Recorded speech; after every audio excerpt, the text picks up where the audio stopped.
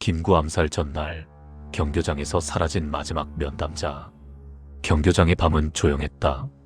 1949년 6월 25일 김구는 다음 날을 평소처럼 맞이할 준비를 하고 있었다. 암살 전날이라는 사실을 예감한 사람은 아무도 없었다. 적어도 공식 기록 속에서는 그렇다. 그날 밤 경교장은 평소보다 이르게 문을 닫았다. 외부 출입은 제한되었고 경비 인원은 최소한으로 유지됐다. 이 변화는 눈에 띄지 않게 진행됐다. 마치 누군가 눈에 띄지 않게 바꾸라고 지시한 것처럼. 김구는 그날 여러 사람을 만났다. 비서, 수행원, 측근. 이들의 이름과 시간대는 비교적 명확하게 남아있다. 그러나 단 하나, 어느 시간대가 통째로 비어있다.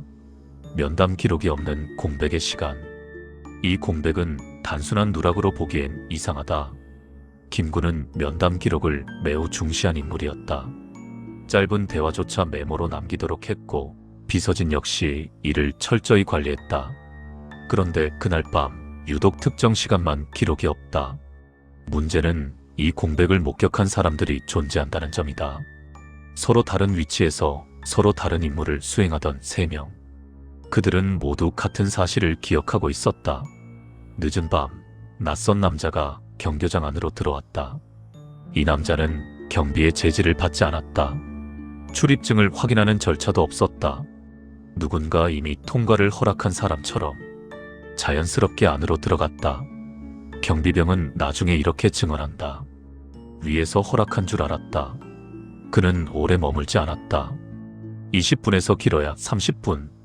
면담실 안에서 조용한 대화가 오갔다고 전해진다. 고성이 없었고 격한 움직임도 없었다. 마치 이미 결론이 정해진 이야기를 확인하듯 나누는 분위기였다. 이 남자의 외형에 대한 증언은 놀라울 만큼 유사하다. 짙은 외투, 낮은 목소리, 얼굴은 또렷이 기억나지 않지만 지나치게 침착했다는 공통된 인상. 불안해 보이지 않았고 급해 보이지도 않았다. 면담이 끝난 뒤 그는 왔던 길로 그대로 빠져나갔다. 누구의 배웅도 받지 않았다. 이상한 점은 바로 그 직후부터다. 경교장의 경비 체계가 바뀐다. 출입 통제 시간이 앞당겨졌고 경비 동선이 조정됐다. 기존에 사람이 있던 위치가 비워지고 사각지대가 생긴다. 이 변화는 다음날 아침까지 유지된다. 공식 문서에는 이 변경에 대한 명령이 없다. 서명도 없고 지시 시간도 남아있지 않다. 그러나 경비병들은 지시가 내려왔다고 인식하고 있었다. 이것은 매우 중요한 지점이다. 명령이 존재하지 않는데 명령이 실행됐다는 것. 이는 권한이 문서가 아니라 관계에서 나왔다는 뜻이다.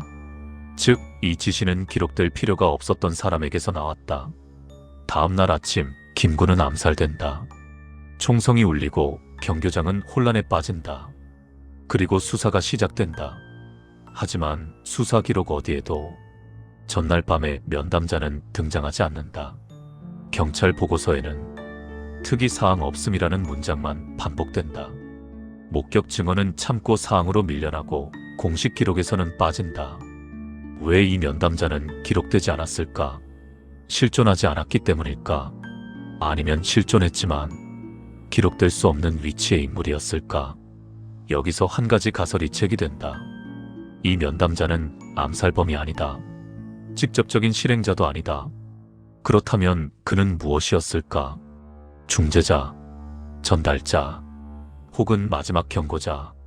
김구는 암살 직전까지 정치적 긴장 속에 놓여 있었다. 여러 세력과의 갈등, 분단을 둘러싼 국제 정세, 내부 정치의 압박. 그는 이미 위험한 인물이었다.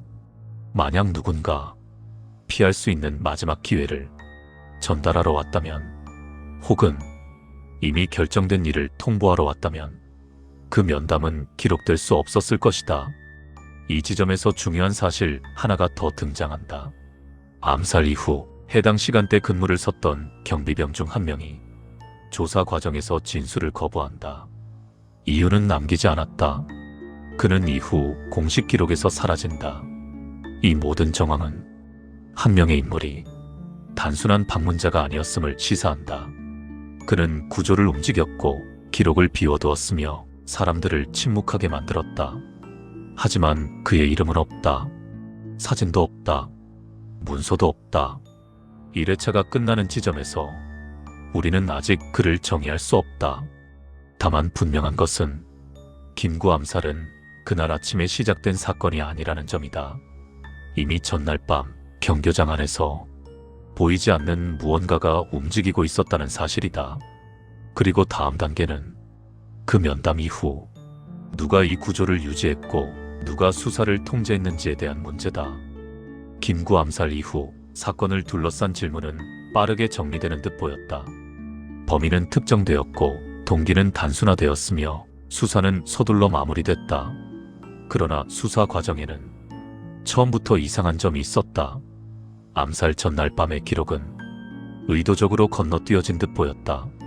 수사 문서의 흐름은 그 시간대를 중심으로 갑자기 단절된다. 경찰 내부 보고서에는 전날 특이사항 없음이라는 문장이 반복된다. 그러나 이 문장은 사실상 아무것도 조사하지 않았다는 의미에 가깝다. 특이사항이 없어서가 아니라 특이사항을 다루지 않기로 했다는 인상이다. 수사 초기 단계에서 암살 전날 밤의 경비 변경은 중요한 단서로 분류되지 않았다. 경비병들의 증언은 혼란 속의 착오로 정리되었고 기록의 공백은 행정적 누락으로 처리됐다.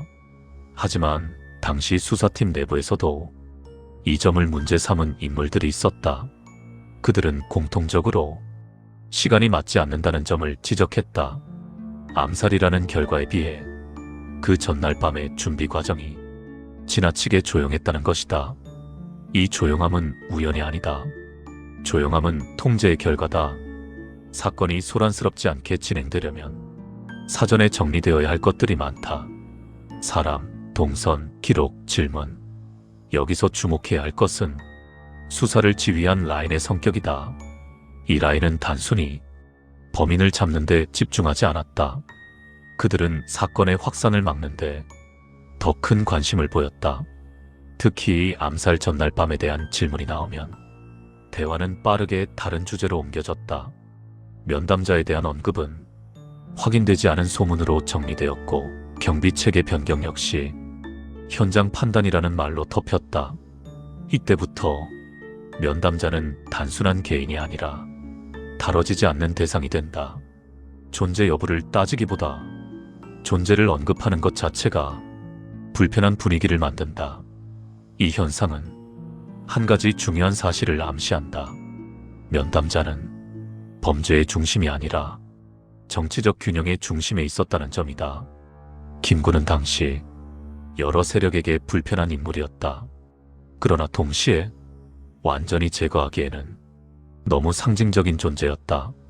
그를 둘러싼 선택은 항상 조심스러울 수밖에 없었다. 만약 면담자가 어떤 세력의 공식 대표였다면 그 면담은 기록으로 남았을 것이다. 하지만 기록되지 않았다는 것은 그가 공식과 비공식의 경계에 있었음을 뜻한다. 이른바 기록할 수 없는 위치. 이런 인물은 실행자가 아니다. 그는 결정을 전달하고 분위기를 조정하며 사람들이 움직이게 만드는 역할을 맡는다. 그리고 일이 끝나면 아무 흔적도 남기지 않는다. 암살 이후 경교장 내부 인사들의 행보도 주목할 필요가 있다. 몇몇 인물은 갑자기 언론 노출을 피했고 일부는 조용히 자리를 옮겼다. 표면적으로는 인사이동이었지만 시기와 방향이 묘하게 맞아떨어진다. 또 하나의 중요한 정황은 면담 이후 김구의 태도 변화다. 그날 밤 이후 그는 주변 사람들에게 유난히 차분한 모습을 보였다는 증언이 있다. 불안해하지 않았고 격앙되지도 않았다. 이 점은 경고를 받았다는 가설과도 연결된다. 이미 결과를 알고 있었거나 적어도 가능성을 인지하고 있었다면 그 차분함은 설명된다. 그러나 김구는 떠나지 않았다. 경교장을 비우지도 않았고 경호를 대폭 강화하지도 않았다.